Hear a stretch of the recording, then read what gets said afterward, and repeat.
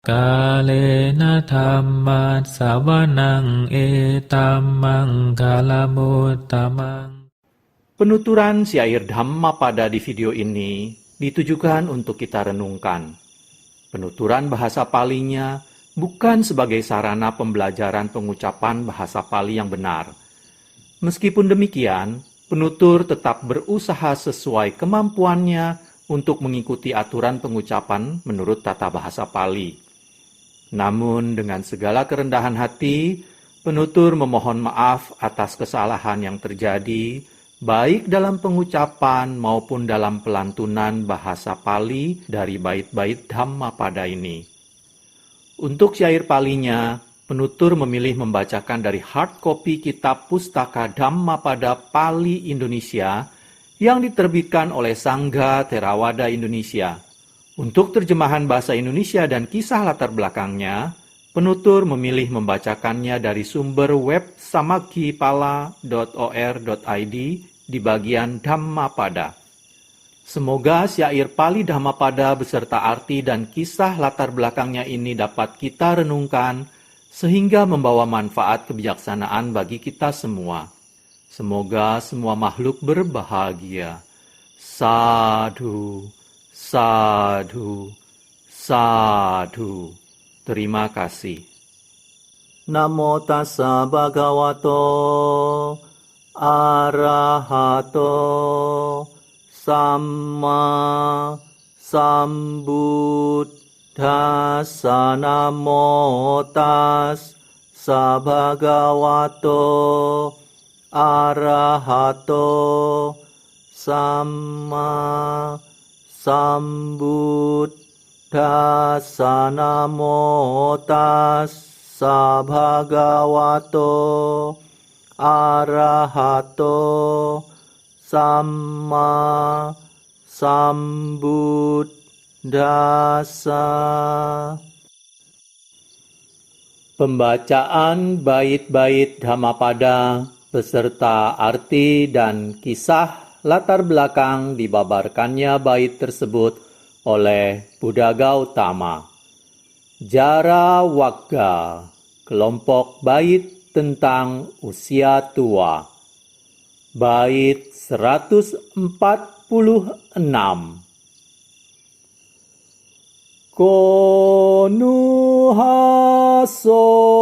kimanando Nijjang panjalite sati andakarena onadha padipangna gawe sattha. Bait 146 artinya, mengapa tertawa, mengapa bergembira kalau dunia ini selalu terbakar dalam kegelapan? Tidakkah engkau ingin mencari terang?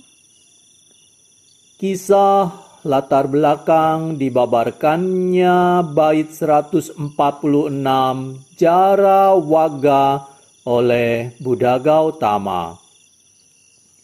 Kisah teman-teman Wisakha. Terdapat 500 orang pria dari Sawati. Mereka mengharapkan istri-istrinya menjadi orang yang murah hati, baik hati, dan bersusila seperti Wisakha. Ke-500 pria tersebut mengirim para istrinya kepada Wisakha agar menjadi teman dekat Wisakha. Pada pesta Bacanalian yang berlangsung selama 7 hari, istri-istri tersebut mengambil semua minuman keras yang ditinggalkan suami mereka dan kemudian meminumnya tanpa diketahui oleh Wisakha. Karena perbuatan yang tidak baik itu, mereka dipukuli oleh suami mereka. Pada kejadian lainnya, dikatakan bahwa mereka hendak mendengarkan khotbah Sang Buddha. Mereka memohon agar Wisakha membawa mereka kepada Sang Buddha. Tetapi secara diam-diam, mereka masing-masing membawa sebotol kecil minuman keras yang disembunyikan dalam bajunya. Pada saat tiba di wihara, mereka meminum semua minuman keras yang mereka bawa dan membuang botol-botol tersebut. Visakha memohon kepada Sang Buddha untuk mengajarkan Dhamma kepada mereka. Pada saat itu, para wanita menjadi mabuk, bernyanyi, dan menari. Mara mengambil kesempatan membuat mereka semakin berani dan tidak tahu malu untuk bernyanyi, menari, bertepuk tangan, melompat-lompat di dalam wihara. Sang Buddha melihat Mara yang membuat tingkah laku yang memalukan wanita-wanita tersebut. Sang Buddha berkata pada diri sendiri, "Mara tidak boleh diberi kesempatan." Oleh karena itu, tubuh Sang Buddha memancarkan sinar biru gelap yang menyebabkan wanita-wanita tersebut ketakutan dan mulai sadar. Kemudian Sang Buddha menghilang dari tempat duduknya dan berdiri di atas Gunung Meru. Dari tempat itu, beliau memancarkan sinar putih yang menerangi langit bagaikan diterangi 1000 bulan. Setelah itu, Sang Buddha berkata kepada ke-500 wanita tersebut, "Sebagai wanita, kalian tidak seharusnya datang ke wihara dalam keadaan batin tidak sadar.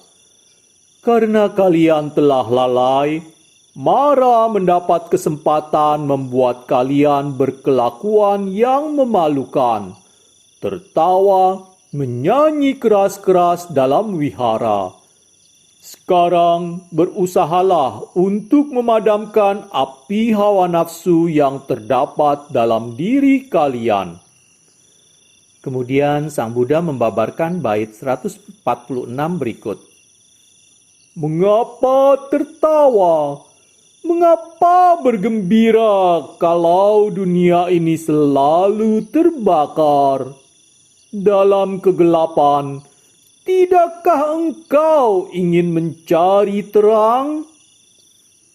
500 wanita itu mencapai tingkat kesucian Sotapatti setelah khotbah Dhamma berakhir.